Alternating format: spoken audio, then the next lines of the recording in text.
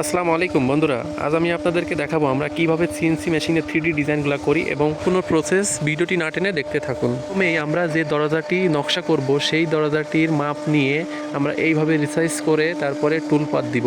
আমরা 4 mm কাঠার দিয়েছি, deep দিয়েছি 12 mm। টুলপাতটি শেষ হয়ে গিয়েছে, দেখুন কাটে ঠিক এমনই হবে। সিমুলেশনটা দেখলে আপনারা বুঝতে পারবেন কাঠের ডিজাইনটা কেমন ফুটবে। এইবার আমরা মেশিনে ইনপুট দিব।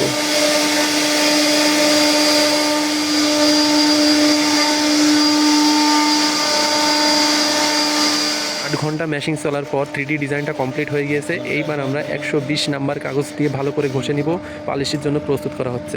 সো বন্ধুরা, ফার্নিচার সম্বন্ধে নতুন নতুন আইডিয়া নিতে আমাদের পেজটি ফলো করে আমাদের সাথেই থাকুন। আল্লাহ হাফেজ। আর দরজাটি কেমন হয়েছে সবাই লাইক এবং কমেন্ট করে জানিয়ে দিবেন, এবং নতুন নতুন ফার্নিচার পেতে আমাদের পেজটি ফলো করুন, এবং যশোর জেলার মানুষ হয়ে থাকলে কারখানা ভিজিট করুন। আল্লাহ হাফেজ।